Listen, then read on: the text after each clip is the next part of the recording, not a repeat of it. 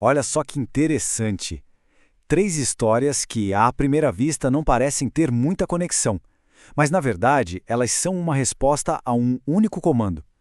Estamos falando do capítulo 25 de Mateus. Juntas, essas parábolas formam um guia completo sobre o que realmente significa estar vigilante. Vamos mergulhar nisso? Então, o nosso roteiro aqui vai ser o seguinte. Primeiro, vamos entender esse tal chamado à vigilância. Depois, a gente explora o que podemos chamar de três pilares: a preparação pessoal, a responsabilidade ativa e a compaixão prática. E para fechar com tudo, a gente chega no veredito do rei. Bom, vamos lá. Para começar, a gente precisa entender o ponto de partida de tudo isso. É um comando central, uma ideia que serve como a grande questão que o capítulo inteiro vai tentar responder. Afinal, o que significa essa tal de vigilância? E aqui está a chave de tudo: vigiai.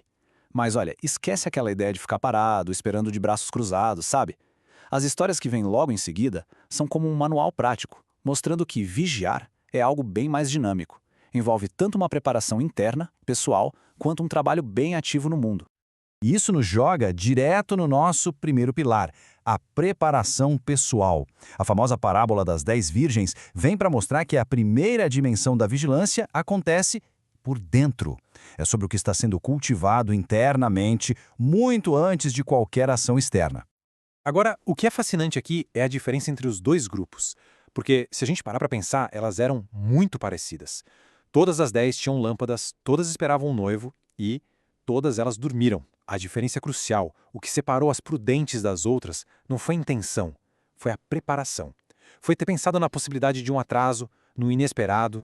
Certo, mas e esse azeite? O que ele simboliza? Muitos comentaristas veem o azeite como uma representação do Espírito Santo, ou seja, uma fé genuína que transforma a vida e molda o caráter. E o ponto principal é: isso não é algo que se possa pegar emprestado, é resultado de um processo pessoal, contínuo. Portanto, a lição aqui é muito direta: caráter não se transfere. Preparação espiritual não se compra na última hora. A parábola deixa claro que, uma vez que a porta se fecha, já era. Vigiar nesse primeiro pilar é sinônimo de um cultivo pessoal feito com antecedência. Beleza? Vamos avançar para o segundo pilar. Se a primeira história focava no preparo interno, a parábola dos talentos vira a chave para a ação externa. Ela nos ensina que vigiar não é só estar pronto, mas é também trabalhar ativamente com aquilo que nos foi confiado. E só para a gente ter uma dimensão do tamanho dessa confiança, dá uma olhada nesse número. Um único talento equivalia a mais de 18 anos de salário de um trabalhador comum. Ou seja, o Senhor não entregou uma moedinha qualquer. Ele confiou uma verdadeira fortuna aos seus servos. A responsabilidade era enorme. E a reação dos servos fiéis é imediata. Eles não pensam duas vezes. O texto diz que eles saíram imediatamente a negociar. Eles entenderam na hora que aqueles recursos não eram para serem guardados debaixo do colchão, e sim para serem multiplicados. E a recompensa por essa atitude? Mais responsabilidade, mais confiança. Em total contraste, a gente tem a justificativa do terceiro servo. E o mais curioso é que a inação dele não veio da preguiça, e sim do medo. Ele tinha uma visão distorcida do seu senhor, o via como alguém severo e não generoso. Esse medo paralisou e o levou a enterrar o seu potencial. E isso ilustra perfeitamente a lição do segundo pilar. A verdadeira fidelidade envolve usar, arriscar, multiplicar. Apenas preservar o que foi recebido por medo é tratado como negligência. Vigiar aqui é sinônimo de crescimento ativo e não de ficar parado na zona de conforto.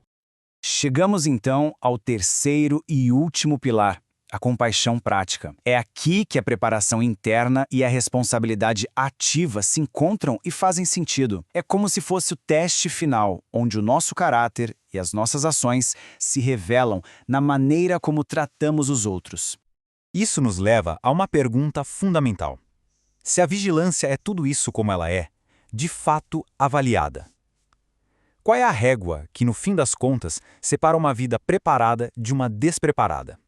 No cenário do julgamento final, as pessoas são divididas em dois grupos, e o critério para essa separação é surpreendentemente concreto. Não tem a ver com declarações de fé ou com conhecimento teórico, mas simplesmente com a ação versus a omissão, diante da necessidade humana. E agora, o clímax de toda essa análise de Mateus 25, o veredito do rei. A base sobre a qual o destino é decidido é ao mesmo tempo simples e profundamente impactante. Olhem só para os critérios do julgamento. São os atos mais fundamentais de bondade: alimentar quem tem fome, dar de beber a quem tem sede, acolher, vestir, visitar. São ações tangíveis, do dia a dia, não grandes teorias abstratas. E aqui vem a revelação mais impressionante de todas. O rei se identifica de forma tão completa com os que sofrem que um ato de bondade feito a um desses pequeninos é como se tivesse sido feito a ele mesmo. O divino é encontrado no rosto de quem precisa. E um dos detalhes mais reveladores é que os dois grupos ficam surpresos. Nem as ovelhas sabiam que estavam servindo ao rei, nem os cabritos perceberam que o estavam ignorando. Isso mostra que as suas atitudes não eram uma performance para ganhar recompensa, mas simplesmente o fluxo natural de quem eles eram. Era o caráter se manifestando.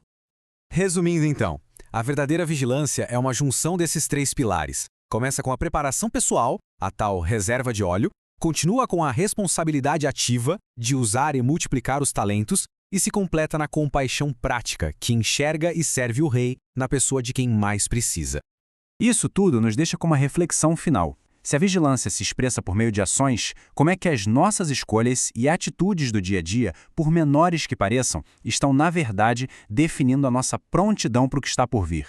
A resposta, ao que tudo indica, está na maneira como se vive o hoje.